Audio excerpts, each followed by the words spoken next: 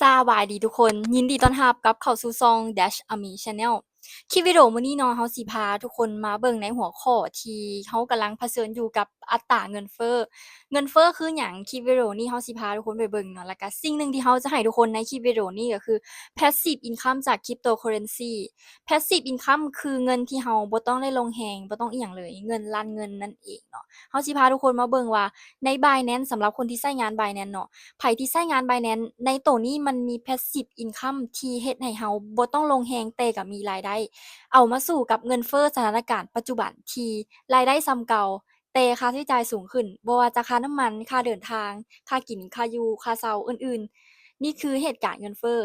เราสิพาทุกคนมาเบิ่งหนึ่งในฟังก์ชันใน Binance ตัวนี้มีชื่อว่า Binance Earn Binance Earn นี่คล้ายๆให้ทุกคน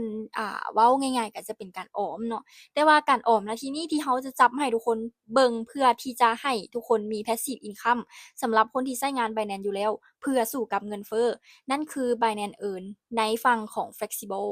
Flexible ก็คือสามารถถอนได้ตลอดอยากถอนเมื่อใดก็ถอนเหรียญบ่ได้ถูกล็อกและดอกเบี้ยที่เราฝากเนาะเปอร์เซ็นต์ที่ได้มาเขาเจ้าจ่ายเป็นรายวันฉะนั้นแล้วสมมุติเราฝากมื้อนี้อีก2มื้ออยากถอนเราก็เฮ็ดได้เลยเงินจะไหลตามมื้อแล้วก็จะปล่อยตามมื้อเบิดในมื้อนั้นมันก็ปล่อยเงินมาให้เราเลยเนาะ ต้องบอกว่าดอกเบี้ยสูงหลายประมาณ10ถึง10%ต่อปีณตอนนี้ซึ่งดอกเบี้ยมันบ่ได้ฟิกซ์ตลอดเวลาบางช่วงก็4%ต่อปีบางช่วงก็10%ต่อปีคันช่วงที่ตลาดบิตคอยน์บูมๆแท้ๆก็มีอยู่17% 18%ต่อปีเดี๋ยวเราสิพาทุกคนไปเบิ่งเนาะในฟังก์ชันของ Binance Earn เราสิไล่ให้ทุกคนเบิ่งง่ายๆเนาะสำหรับใน Binance Earn ใน Binance Earn ในฝั่งของ Flexible ก็คือเราบอกแล้วว่าฝากเมื่อใดก็ได้ถอนเมื่อใดก็ได้ใน Binance Earn เนาะยังมีในฟังก์ชันของ Fix ณที่นี้ก็คือมีการฝากสกุลคริปโตเป็นระยะเวลาตัวอย่างเช่น30วัน60วันฮอดในมื้อนั้นเนาะครบ30วันครบ60วันเงินเราจึงสามารถที่จะถอนได้และดอกเบี้ยก็ให้เรามาบัดเดียว ซึ่งเราคิดว่าตัวนี้สำหรับฟิกซ์นี่มันจะเหมาะกับคนที่อยากเก็บยาวอยากจะออมยาวๆแต่ Flexible ก็ใช้ได้คือกันเนาะทุกคนสำหรับ Flexible มันง่ายสะดวกบ่ที่สมมุติว่าอีก2-3มื้อเราจั่งสิใช้เงินแต่ว่าเรามีคริปโตอยู่ใน Binance เราก็เอามาลงใน Binance Earn ได้เพื่อเก็บ Passive Income รายวันแล้วก็ดอกเบี้ยก็ไหลมาให้เราเป็นรายวันเลยเราสิไล่ให้ทุกคนเบิ่งง่ายๆคือถ้าสมมุติว่าเรามี 1,000 USDT ใน Binance แล้วเราบ่ทันได้ใช้เทื่อเรานำไปฝากใน Flexible Earn หรือว่า Binance Earn ในฝั่งของ Flexible ดอกเบี้ยโดยเฉลี่ยของ USDT เทิง Binance เนาะเขาจะไล่อยู่ที่อัตรา5%ต่อปีให้ทุกคนได้เบิ่งก่อน5%ของ 1,000 เหรียญเท่ากับ$50ต่อปีหรือ50 USDT ต่อปีหารให้กับ365วันจะได้ประมาณ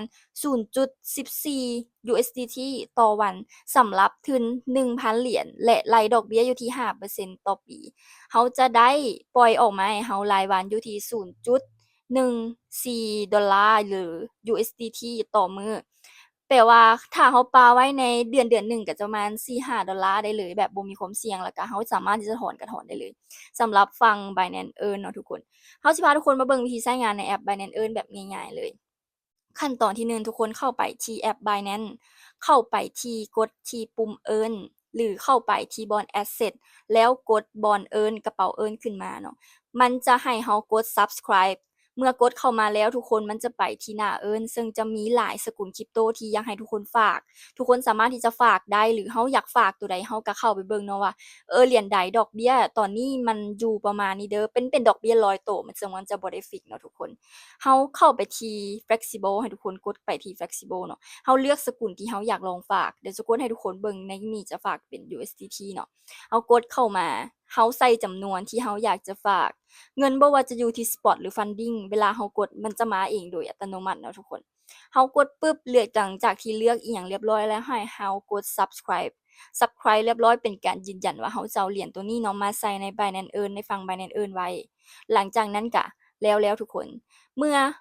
เวลาที่เราฝากไปแล้วเนาะเรายังเฮ็ดการถอนเรากดเข้าไปที่กระเป๋า Earn คือเก่ามันจะไปที่สกุลเงินมันจะโชว์ให้เราทุกคนกดเข้าไปแล้วมันจะมีคำว่า Redeem เราเฮ็ดการ Redeem ออกมาเงินจะกลับไปที่ปองสปอตของเราเช่นเคยง่ายๆสำหรับ Binance Earn เนาะทุกคนคนที่ใช้งาน Binance อยู่หรือบ่ได้ใช้งาน Binance อยู่เห็นคลิปวิดีโอนี้จะฮู้ว่าBinance มีฝั่ง Binance Earn เฮ้ยมันน่าสนใจทุกคนลองเข้าไปเบิ่งสำหรับ Binance Earn และสำหรับไผที่ผ่านคลิปวิดีโอนี้มาแล้วยังบ่ทันได้มีบัญชี Binance ทุกคน